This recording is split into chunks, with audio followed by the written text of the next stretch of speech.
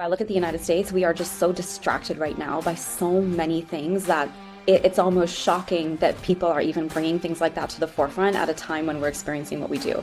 We have Dancing with Robots in 2013 that told us exactly what was coming. We have the World Economic Forum in 2018 that was telling us by 2025, 42% of workplace tasks will be automated. We absolutely knew this was on the radar. We ignored it. Stop tolerating things that you shouldn't be tolerating. The solution to teacher burnout isn't magic school. The solution to teacher burnout is why are you burnt out in the first place? Let's solve for those systemic issues versus giving you a band-aid to make you feel like you've got a solution, when in the long run, not only is it probably going to make you obsolete, it's going to make you poor.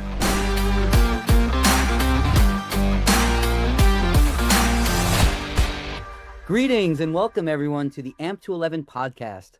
It is my honor today to, alongside my co-host Rebecca Boltzma, introduce Sabba Quidwai, the CEO and futurist at Designing Schools. Sabba, welcome to the podcast. Oh, thanks for having me. We are so thrilled to welcome you. We're so thrilled to have you. We've had you on our radar. Sabba has been traveling around the world for our listeners, and we have been playing scheduling Tetris for months, and it's really an honor that this is finally coming to fruition, because Sabba, you are one of the leading voices in AI, innovation, the future of education. And so audience members, you'll see soon enough that this was worth the wait. Sabba, would you be willing to share with our audience, we love to frame what is your narrative? What is your journey? What's your hero story? How did you get to the point where you are right now? And kind of share with our audience what guided you and your purpose to getting to be on this stage that you are today, in the voice you carry in education and AI. It's so funny. It's definitely not a pretty story. It's how people always say, take that challenge and create what it is you wished you once had. I feel like that's literally it. And I always say, I wear so many different hats, but I think what predominantly brings me to this work is my experience as a student. I always say how I graduated in 2007. And I was the total opposite of who I am today. I did not have a good understanding really of existing and emerging technologies that were going to shape my academic and professional life. And the reason I make that distinction is I actually had every single technology available to me personally. My dad was very into technology. So how most people are oh, we have our phones recorded now, when we're growing up because of the iPhone.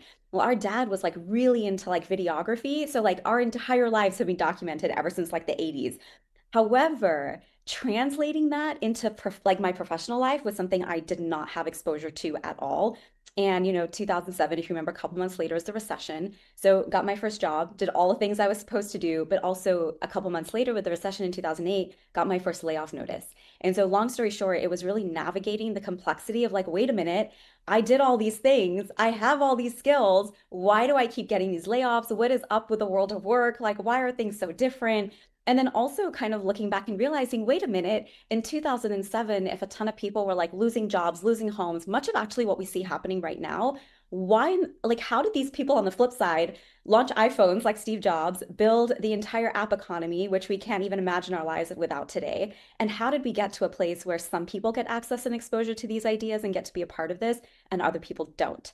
So once my career finally settled down in about 2014, I became very interested sort of in this question of why we don't get an understanding. So I was okay, clearly a bunch of people knew. So why not me? I went to a really good university and all that stuff. And yeah, so in 2014, we knew the next big frontier would be artificial intelligence. We didn't have any idea that what it first manifested as kind of would be what would go mainstream in that way. But that's what sort of brings me to this. So I spent a lot of time sort of researching and looking at the mindset and skills people would need to be successful in this era. Fascinating work. So what does a typical day or week or month look like for you in the work that you do, Sabba? That's so funny. There is no typical anything. I'd say the only common theme is that I get to meet incredible people doing incredible things. And the reason I highlight that is I think this is such a hard time where we have such a leadership void from policymakers, in so many different areas, that when you go across the country, especially in the United States, I will say, compared to other places where you do perhaps have more governance and whatnot, but I think especially in the United States, the way in which communities and people are coming together to design what's next, to educate each other, to create with each other, is probably the most consistent part of the work that I do. Do you know what? You've actually set it up really great because one of our favorite things to do on this show, it's something Brett brought to the show that I just love. We like to do this thing where we talk well about people behind their backs and how that's something that's kind of great that doesn't happen enough. But you mentioned you're working with amazing people. Wondering if you wanted to take a minute and tell us about some of those people. Tell us some great things about them behind their backs. So when they find out, it makes their day. Oh my gosh, I find this so hard because there are so many people. So I always time frame it as people that perhaps I've seen in the last 1 month or people that I have actually seen in the last like 2 weeks. So let's just do the last 1 month. And I would say some of the most incredible things I've seen, one would be Lake County in Illinois. It really, really, really is such a beautiful example of what happens when like one person. So I met Superintendent Jeff Fout, who's the superintendent of Community District High School 117 in Illinois. And I met him a couple years ago at AASA when they did like an AI summit. And he was like, I want to like go all in with AI. Like, there's just like some leaders right now who are very ready to go all in. And he was one of those people. And so, we've been working together for the last year and a half.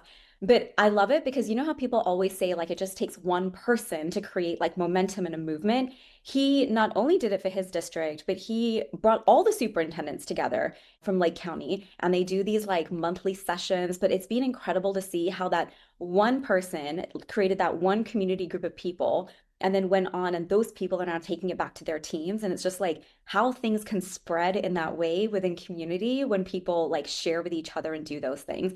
So I'd say that's one.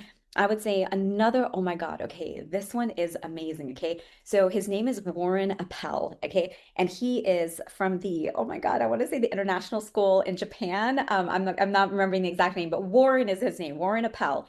Everyone should look him up and everyone should look at what he's doing because I'll tell you, I did a keynote at a leadership conference called EARCOS.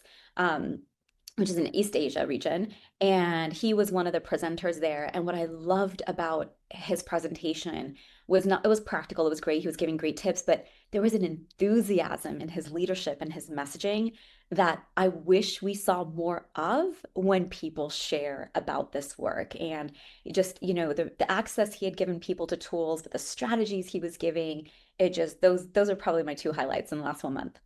Rebecca is obviously doing this work on an international level, right? She's getting her master's in Europe. She lives and does great work in Canada and then also here in the United States. You've talked about the work you're leading even beyond those spheres.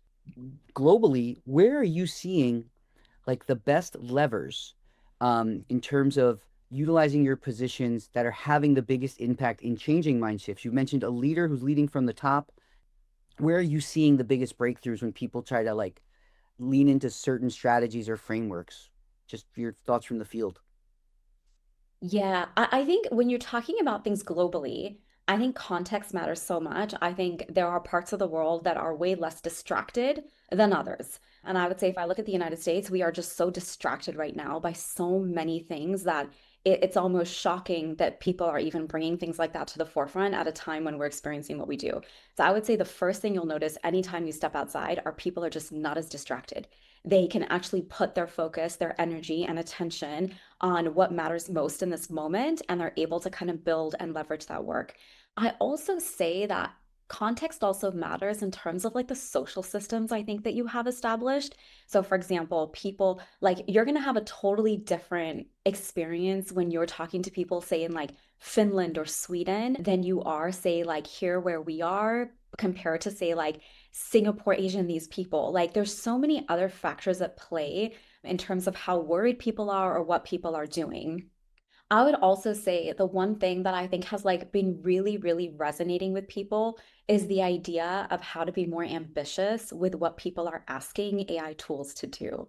This is, if there was one thing I would probably say that has just been so invigorating to see, like that just brings me so much joy is this concept of just like human agency and how some people gravitate to that a lot more and just believe that more is possible for themselves than others. And it's a really big part of like all of my keynotes and everything that I do is we teach this like spark prompting framework, which is basically just an empathy interview. But the whole purpose behind it is be more ambitious about what you want to solve, what you want to create, what you want to build, what you want to ask. And seeing that sort of like moment for people, I would say if there's one framework that's been super transformative, at least in the things that I've seen, it's probably that. I love that focus on empathy. That's a great idea. And I like the idea of being more ambitious. Part of my favorite thing to do is to explore all the new tools as they come out and try and think bigger about how they can help people while also trying to figure out how to use them in ways that are ethical. I spent the weekend exploring some of the new AI browsers that have come out and the agents within the browsers, which are problematic on a ton of levels, but I was trying to find ways that they could be actually helpful. We go back to that central idea of how do we use AI in ways that save us time so we have more time to do the things we want to do. And I do see a lot of great possibilities. It was able to, for example, I've had probably like you, I have hundreds of research papers and documents and PDFs scattered throughout my Google Drive.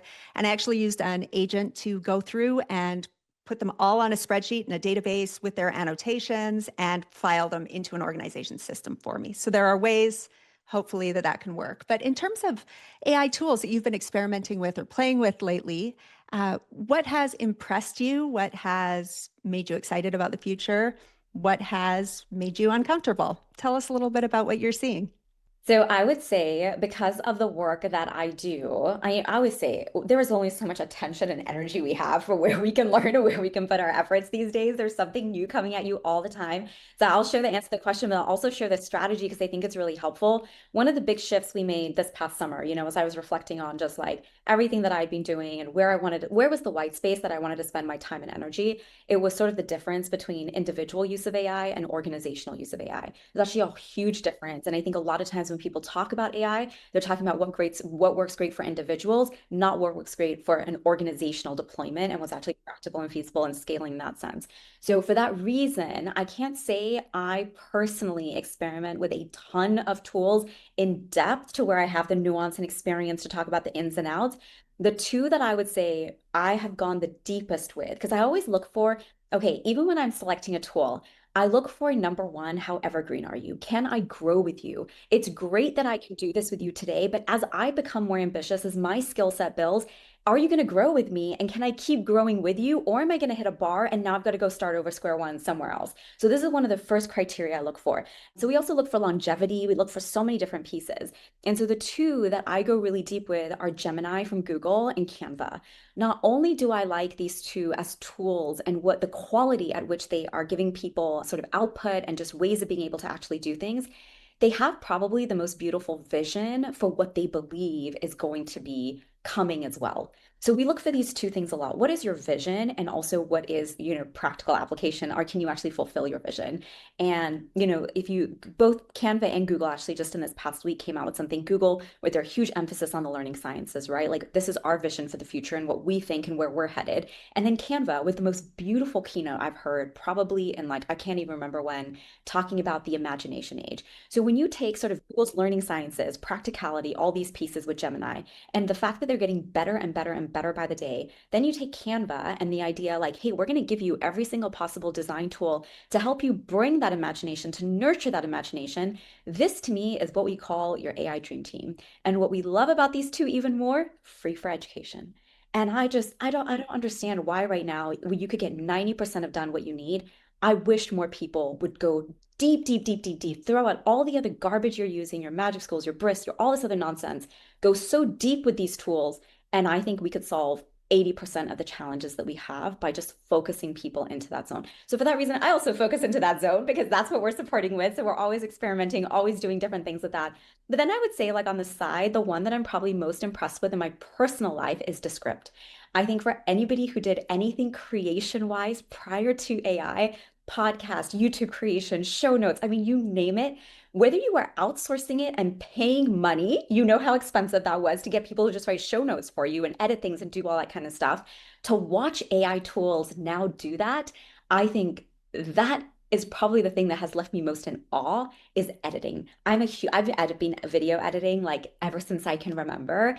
And to watch an AI tool now do it with the type of precision that it does it, also watching how quickly the capabilities have advanced just on a personal level is probably one of the most like eye-opening. And then in terms of the ones that I think is the scariest, what I usually say, and honestly, I don't know enough about this space, but the way I kind of look at it is I like to be within an ecosystem. And I think I have this experience because, we use WordPress on the back end for our website and all the things we do. And one of the things that I find, if people always ask me like, oh, I'm starting this, what website should I use?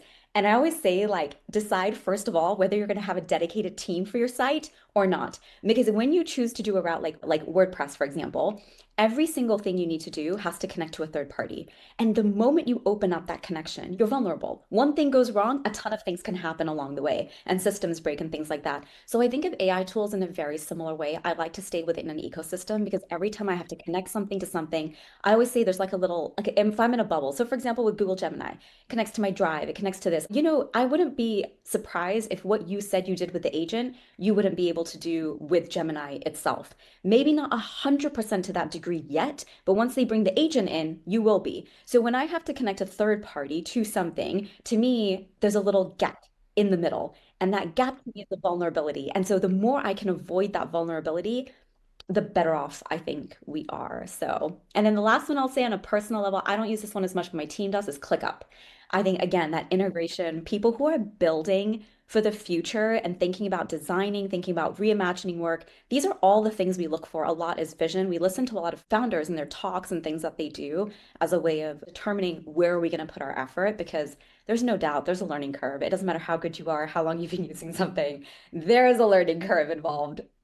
Great advice. Great advice. Those are all great tools. And you're right. I'm sure those agents will end up coming, but the big problem with is exactly what you mentioned, those gaps that then can let malicious actors in, cause violations and security risks.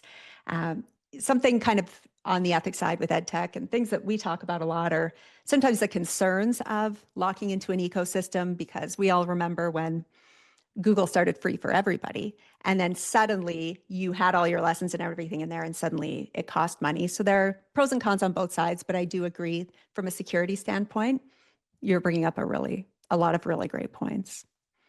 One thing you mentioned that coincidentally, I really actually had like a long drive yesterday, and I thought a lot about this analogy. You mentioned that you're very creative and you're an artist.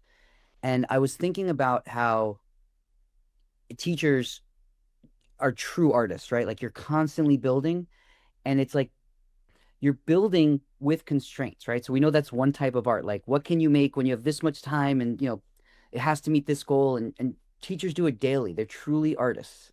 And I think most teachers don't even recognize how brilliant they are and like the daily creation they come up with literally every night for the students they're going to see the next day. And then I started to think about AI and why this has been such a struggle.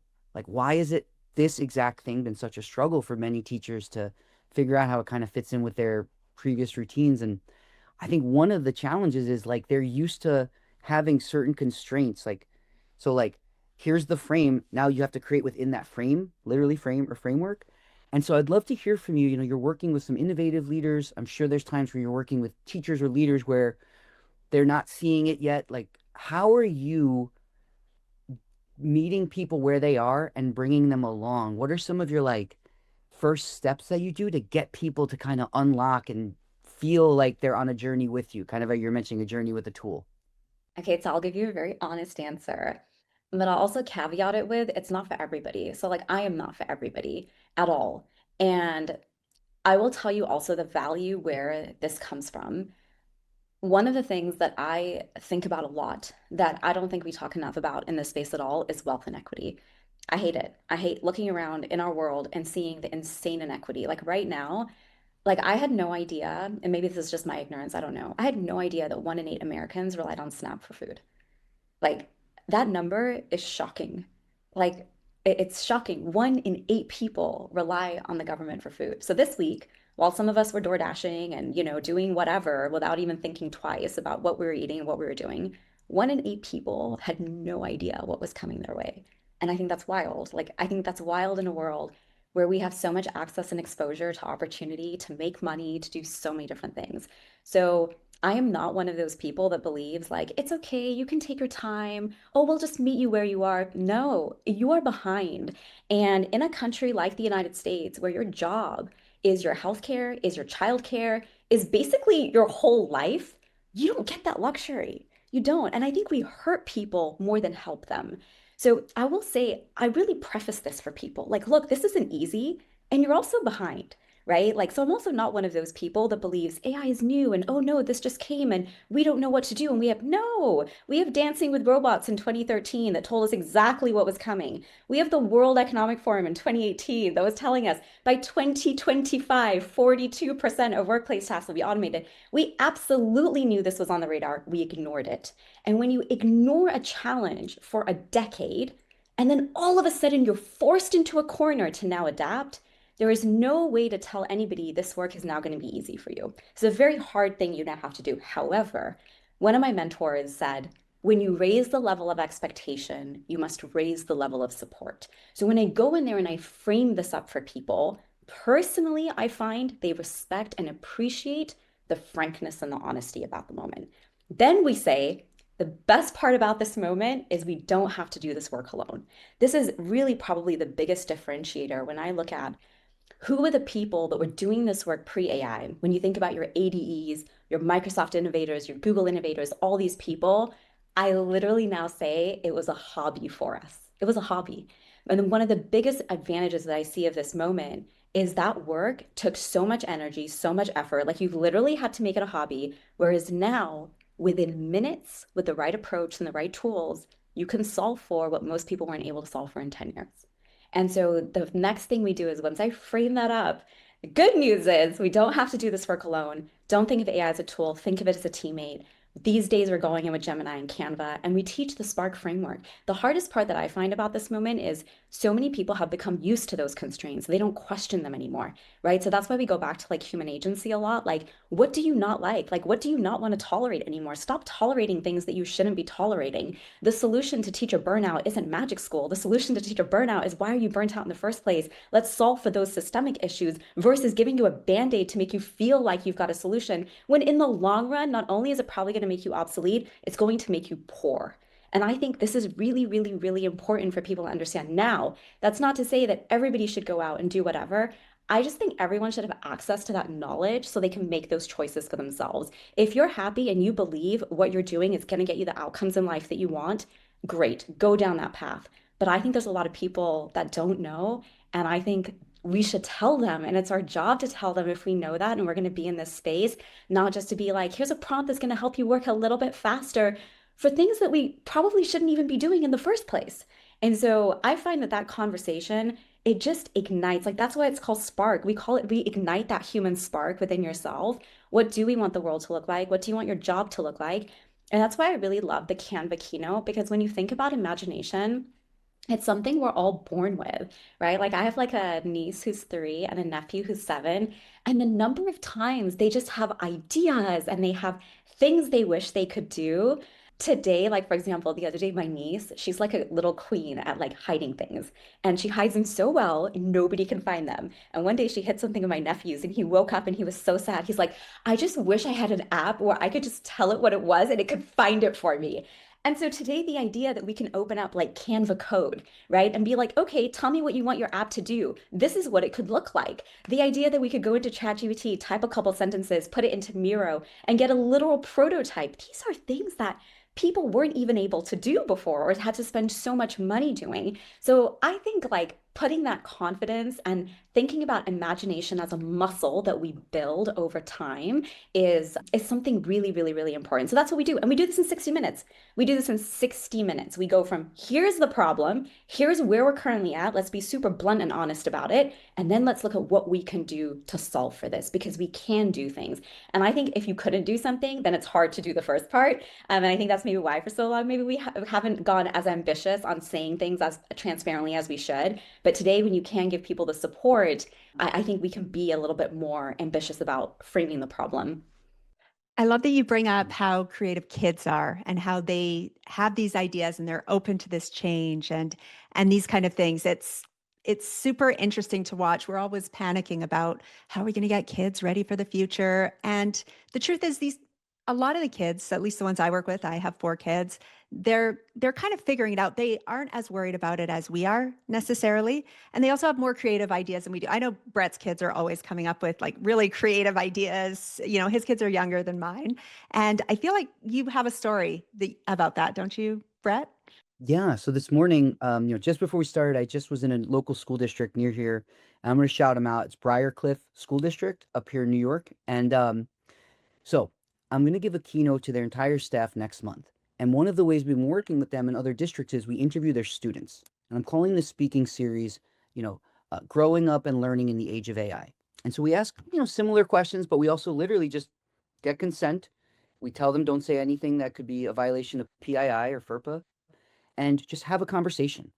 And so today we had 10 students from 6th grade to 12th grade and like really diverse in a number of ways, but especially like they were just like randomly picked, which made it so authentic. And both myself and my colleague Versha, we as soon as the kids left, we were like, that was the most interesting interviews we've ever had. And we immediately told the superintendent and their team they're in there. But here's what made it like such a full circle moment. So one of the students, I sit down and I look across and they're already seated, the students.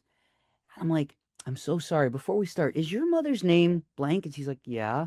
Like, you're not going to believe this, but I only know you from Facebook because your mother posts about you.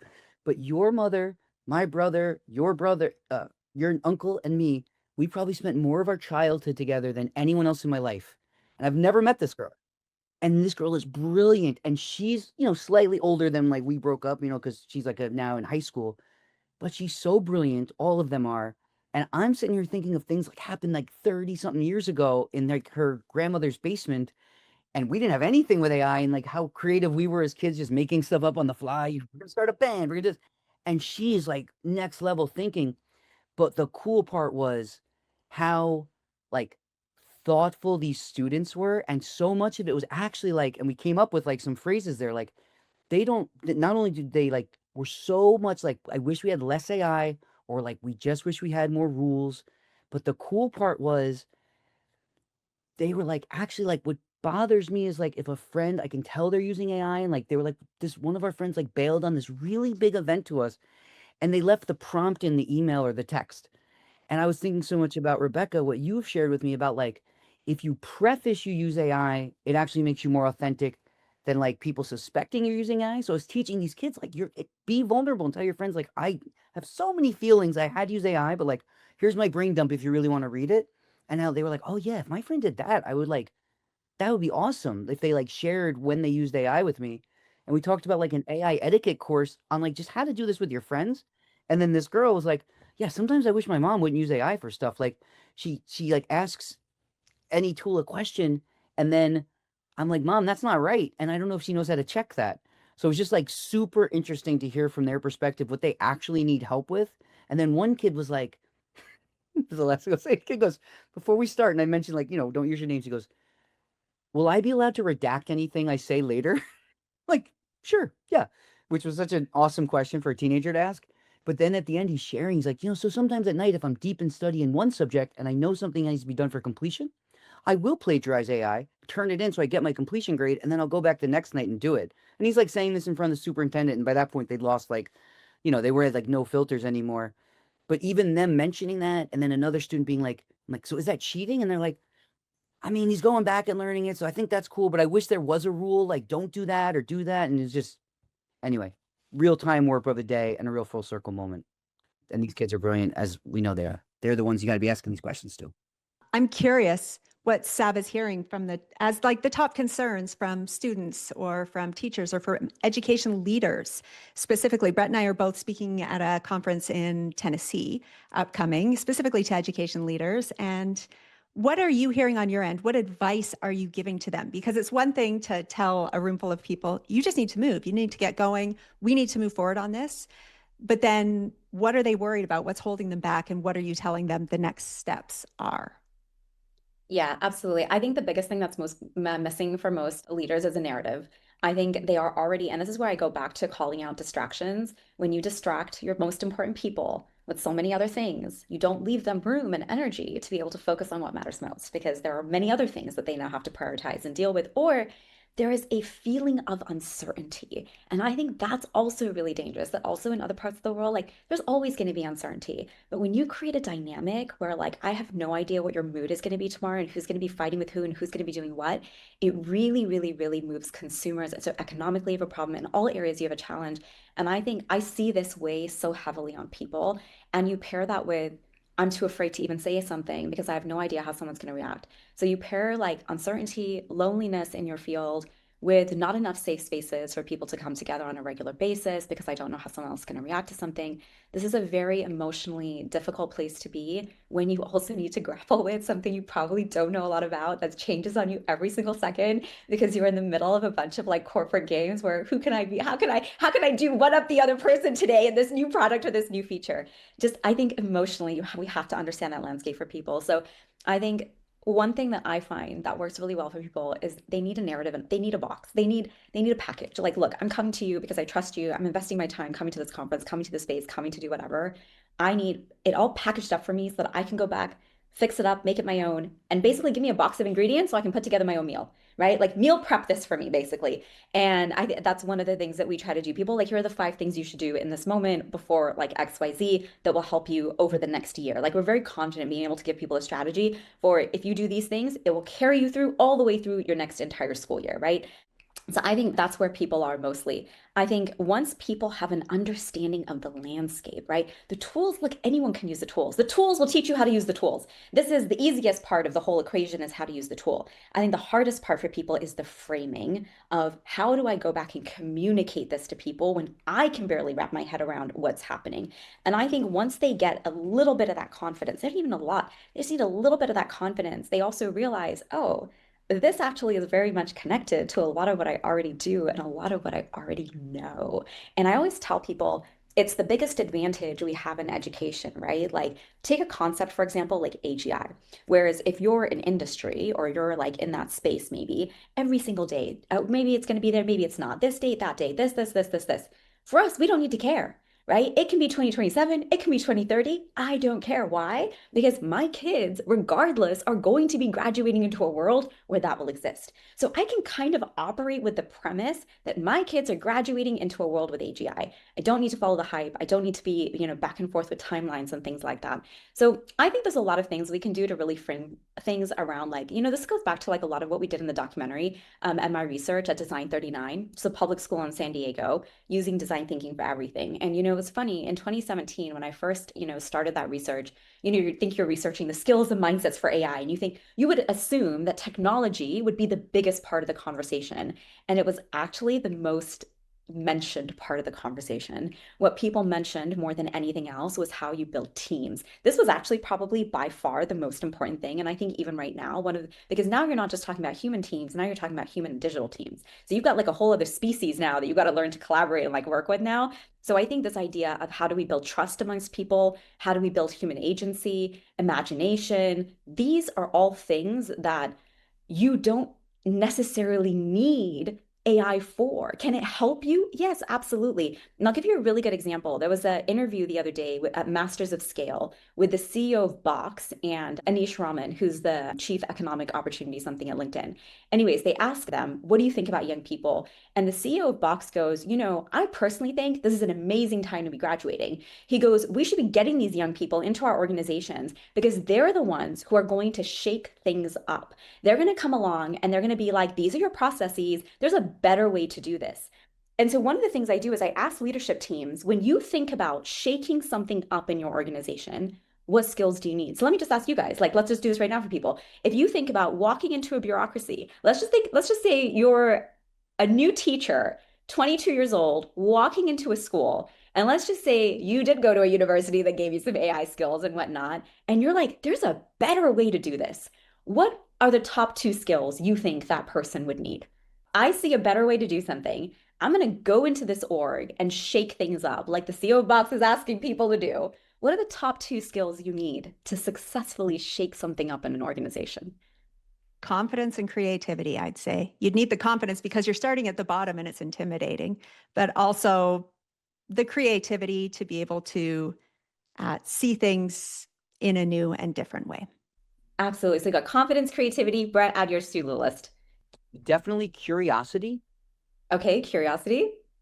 And the other one might be, if we got all the C's, like I'm gonna say like innovation or ideation, some version of that. I'll maybe make a new word out of that. Innovation or something. But like making sure you want to move forward, but you're willing to do the cycles of refinement as well.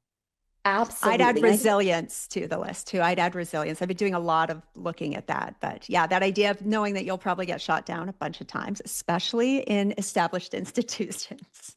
absolutely. And so if you think about it, AI can help you with all those pieces, but those are actually all very unique human skills that you need a lot of non-technology work to be able to execute on, right? So for example, like when I was at Apple, and that resilience is the biggest piece, you have to know, first of all, basic communication, chain of command, right? You don't just walk in as an organization as a 22-year-old, go straight to the CEO of whatever and bypass everybody in between and be like, I think we should do this a better way, right? Like that's not how things are done. There's etiquette, there's chain of command, there's just certain things that you have to do the right way to be able to get what you want forward. So, for example, that's one. I have to also have an understanding of like being able to pitch my idea. I think that's that ideation piece and that creativity piece that you both bring in. I have to know, okay, here's what the problem is. Here's the gaps that I see, but here's an entry point that I see for where we might be able to pilot something to do something a different way. I'm going to put together a pitch deck. I'm going to put together, a short 5-minute presentation. I'm going to send an email requesting a 15-minute meeting, asking to come in and share and present this idea. I'm going to get that 15-minute meeting, do it with the right people, and then that person takes it and elevates it, elevates it, elevates it. At least at Apple, that was my experience. You want to get an idea for, you don't go to Tim Cook. I mean, you can, but he's going to be like, that's not what I do. Like, there's like 50 people like in the middle that we go through that manage this and are responsible for these choices.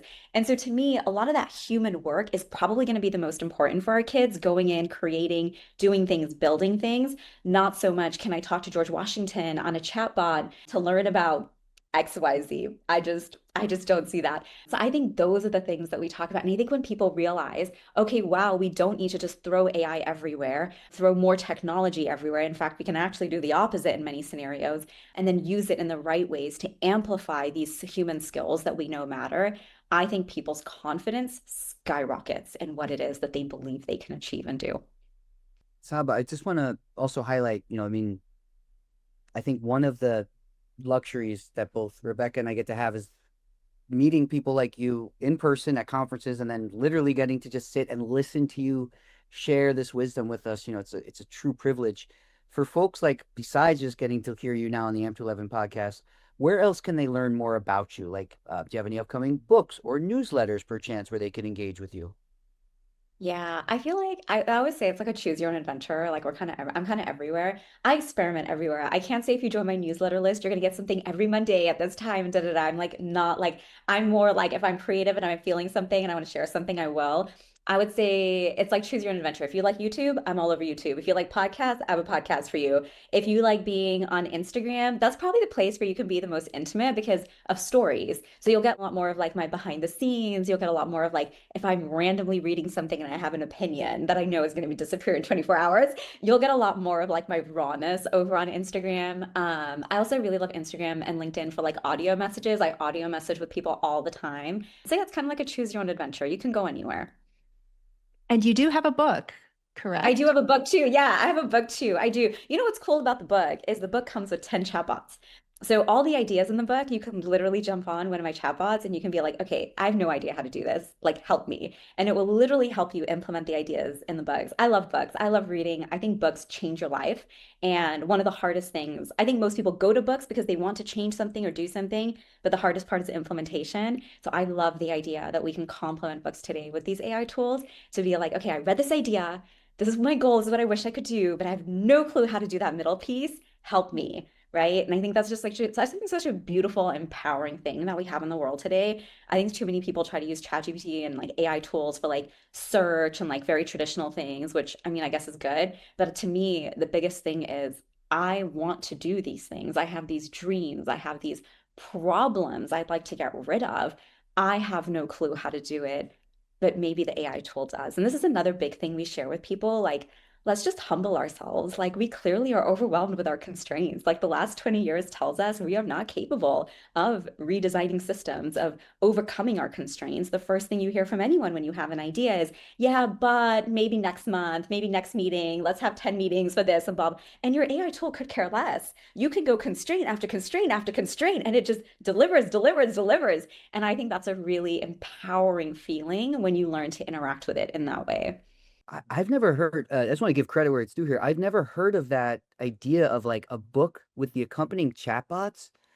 And like as an educator, immediately I'm like why I hope textbook companies are hearing this and doing that. Like that's such a brilliant idea. So just credit to you for coming up with that or incorporating it. That's such a fun engage. Like that makes me want to read your book because that part's even equally as fun. I love reading and I love AI. Like I've never heard of anyone putting it together quite like that. That's so awesome. Great job. I'm out of questions, so I guess this would be the part of our episode, the fan favorite where, Saba, you now take the reins. You are the host for one question of the AMP to 11 podcast. So we're gonna flip the script. You can ask any question you'd like to Rebecca and I at this point, and we have to answer it. We're legally bound to answer it. I am curious, because, like you said, you meet so many people and you see so many things. And I think I always say, I just wish everybody could see everything I see. That's why I try to share as much as I do about everywhere I am online, because I think when you start to see, oh my God, wait a minute, it's not just me. Everyone's doing XYZ. Wow, we can do this. We can, like, you just get more excited when there's more momentum and more people. So I'm curious, given everything you see and everywhere you go, what's something maybe in like an opinion, maybe, let's say you had last year or in 2023 that maybe you're just like, wow, like we used to think this, but now I think this. That you want other people to know that you don't think they would know that. Given, like we said, right? Like you go to so many spaces. So I think when you go to so many spaces, especially Rebecca, I saw you were just like the Marketing AI Institute, which is like, I mean, I have two or three people who are my pulse check, who are like, okay, are you saying too much? Are you on the right track? Are you this? And that podcast is one of my pulse checks for, okay, I can go into a keynote and say this. Like, I'm not super off over here. There are people that believe this too. And so I love them. So, but here's the thing though, very few people are in that space and very few, especially in education. So we're thinking about an education audience in particular. And we're thinking, okay, you know what? I used to think this, but now I really need everybody to kind of have this opinion or see things this way because I've shifted my mindset now after this much exposure in this many places. What is that message maybe you would want to give to your audience or to people who are listening? I'll go first. I think, a few years ago in the early days, I thought, this is going to be amazing. This is going to fix everything. This is going to be so great. This is so cool. And obviously, through my research and through what I do, like in futures and AI ethics and governance specifically, I live in a space where I see a lot of the challenges and risks. And so I now think we need to be very, very cautious and we need to go in with our eyes wide open. And we also, I've realized, can't wait for anyone to come and save us. Like you mentioned, we can't wait for someone to finally getting around to giving us PD or to give us permission and say it's time, now for you to learn about AI. I think I feel way more strongly now about taking personal ownership over our AI learning and understanding and making the effort to see not only the bright and shiny, but also the risks so we can protect ourselves and people around us and hopefully advocate for better. So it's not like super great because I used to be like super optimistic and now I'm a little more balanced, but that's probably where I sit. How about you, Brett? I think when I started my AI journey, I was always able to empathize, literally be like, oh, how would I use this as a blank teacher, principal, parent, student? And that was really healthy. And I think that's one of the areas I haven't changed my mind shift of like, whatever stage or organization I'm presenting with, like really trying to think about, okay, what is the audience grappling with now? So trying to stay like getting to interview students and teachers from around the nation has been so helpful to be like, what we were talking about 2 years ago, a year ago, a month ago, isn't what's front and center in their lives right now. So you have to stay current and have these conversations um, with key stakeholders. I think the thing that has most shifted in my mind that maybe I used to take for granted is I'm like been beating the drum much more on like AI rules before AI tools. And like really making sure people like if you really think about it, if education is quote unquote a game, no one is playing the same rules, and it's just having such a negative impact. It's creating fears where there shouldn't be, and not putting enough emphasis on the areas you should be afraid of, like what Rebecca is an expert in, and you're leading work in this field. So I think that's an area that I've like become hyper focused on, which is just getting people to a certain stage of this and really thinking about what does that mean to be fair, like down to like just what would a student need to see on an assignment in order for this to really feel like they know what they can and can't do today. And then more importantly, pushing the pedagogues to be like, why? Why is that the most important thing right now about either using AI, not using AI, alignment to skill, getting them to think of like having that metacognition of like the same way you have to think about all these other skills and aspects when you create a lesson, a unit, something for students. What's your AI focus and brain telling you now? And that's a muscle that I didn't know we have to build much stronger and quicker, to your point, Saba, because like it's here. So that's probably the area I've shown the most like self-reflection and tried to be a more advocate for. I love that because so I'll just comment like briefly on each of yours, but like Rebecca, I think one of the things that I think, you asked earlier about leaders. I think one of the things that people find really reassuring is when you tell them you can be excited and frustrated and scared at the same time.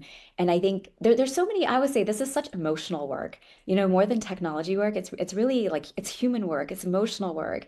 And I always tell people if you're only excited and you're not scared, you actually have no idea what's going on.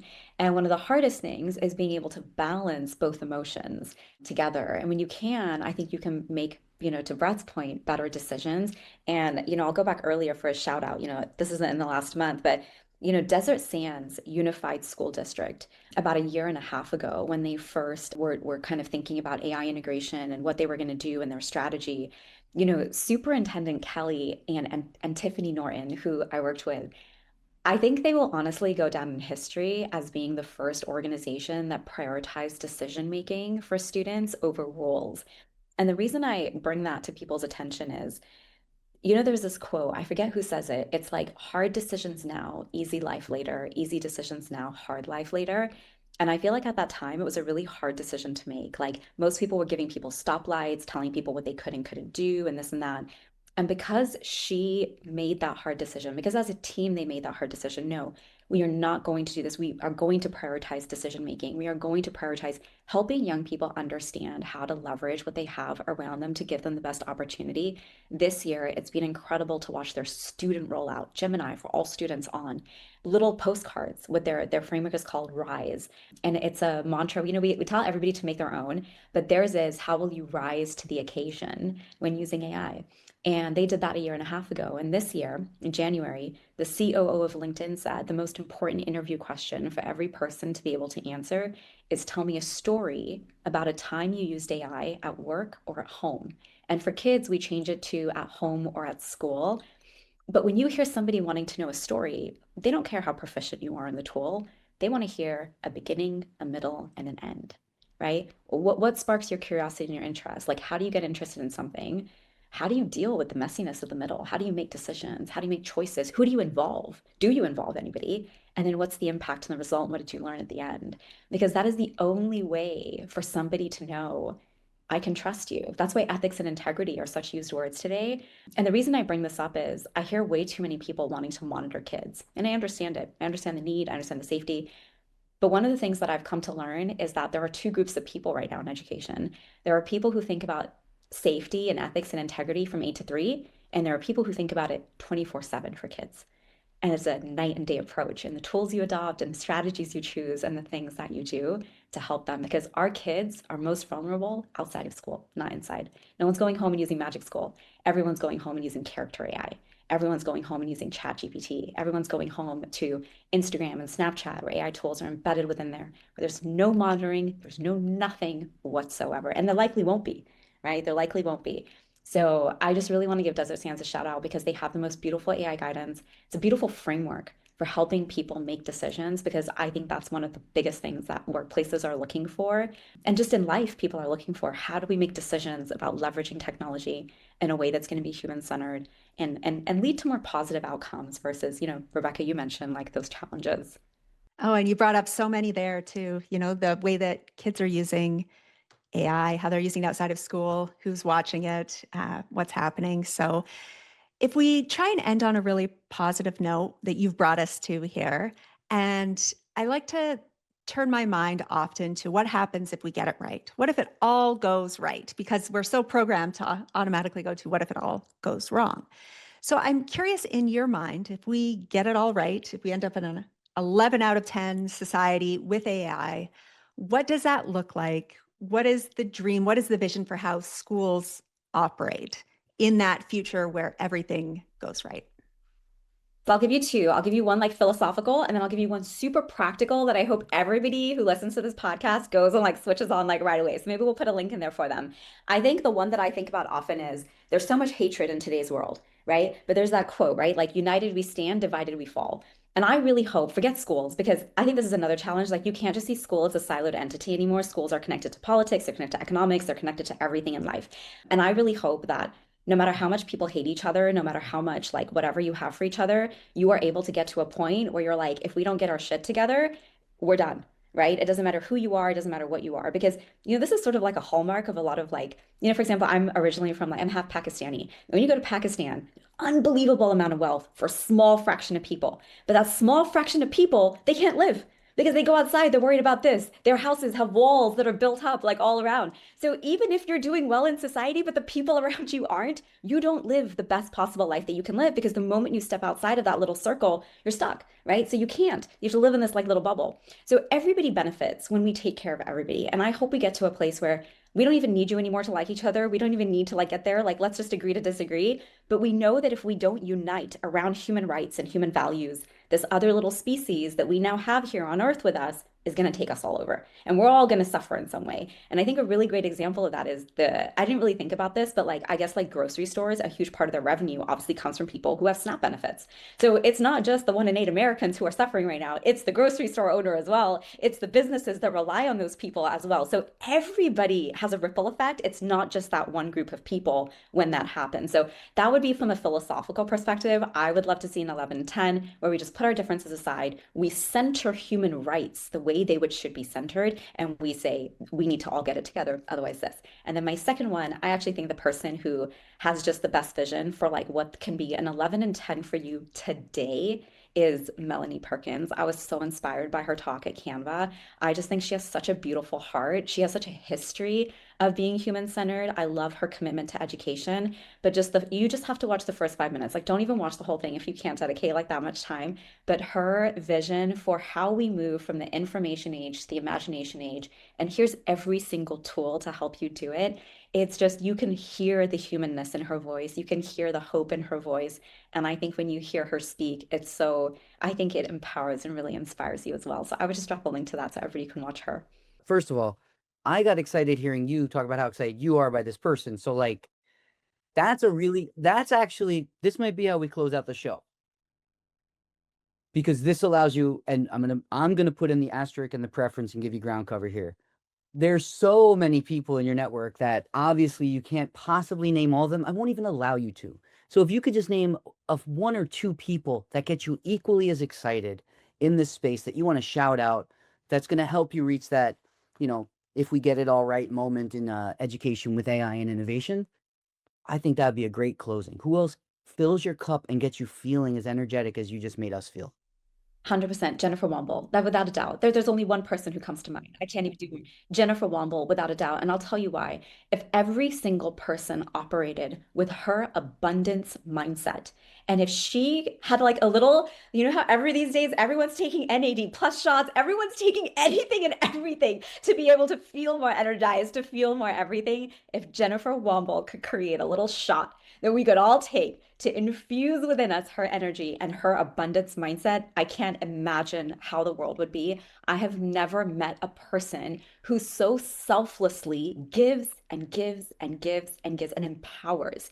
You are in this space, I'm going to get you in this space. You don't know this person, I'm going to make sure you meet this person. And I think, I actually think this is a problem in education because, people who are in education, who stay in education, they have a huge scarcity mindset because you've been taught from day one, only a certain number of people can get A's, only one person's valedictorian, only XYZ people. It's scarcity, scarcity, scarcity. And she is just the embodiment of an abundance mindset and how every single person wins when we let everybody win. And I personally find this to be one of the most challenging parts of our industry. Her and Dan Fitzpatrick. I am, there's so few people I can say that I really admire their messaging. In fact, I don't like most people's messaging, and I'm very honest about that online. I really admire his ability to bring people on a journey. He's one of the few people I'm like, okay, I wish I could be like you. I don't have that patience, but I wish I could be like you because he has such a soft tone and this like really like bring you along demeanor, but he's a really great collaborator. He's again an abundance mindset individual. And so these two people are their values are great, their work is great, their vision is great, and they truly are dedicated to like a better world. So like those are my two. Oof, well, you are talking about one of our first AMP to 11 guests, Dan Fitzpatrick. And Rebecca is the same thing. And I hope one day all three of us are at a conference and we can really do this. But you kind of just described, and now I think you've just encapsulated the perfect AMP to 11 guest. Obviously, an area of expertise that should be shared with people, but I think it's really that mindset and that passion you just encapsulate in two people who present themselves very differently, but have very similar core values to, I think, the three of us as well. Jen Womble, the times I'm in person with her, she puts an arm around you. She will make sure everyone in that room that you should know, just to know that they exist and what kind of work they do. And I can't tell you the amount of people who she's like, you gotta come on Brett's podcast. You gotta come on AMP to 11. And I'm also like, if Jen is doing that, she's not doing it except that she actually believes that would be a good podcast. Like she's not doing it for any reason other than like you two should talk and people should hear you two talk about education. And Dan is so similar in the fact that like he just wants people to feel inspired and to learn along the journey with him. So that's high praise, and those are two great role models. Rebecca, I don't know if you know them as well. Like I don't know how you feel after that, but that's my take at least. Yeah, you are our kind of people, Saba. We love having you here. We have the same thoughts. I'm inspired by you online constantly. I remember the first time you actually commented on one of my posts. I was so excited. So I'm so glad to be connected and learn from you today in this space. And we've been really looking forward to this. So thank you so much for taking the time to be here today. Oh my God, no, thank you for having me. Like I said, I'm a listener, so it's like so fun to be on the other side. So thanks for having me. Yeah, absolutely. We can't wait for our audience to hear it. Thank you, as always, for tuning into the M211 podcast. Thank you again to our amazing guest, Sabba Quidwai. And on behalf of myself and Rebecca, thank you to our M211 audience. Have a wonderful day, and we'll speak to you soon.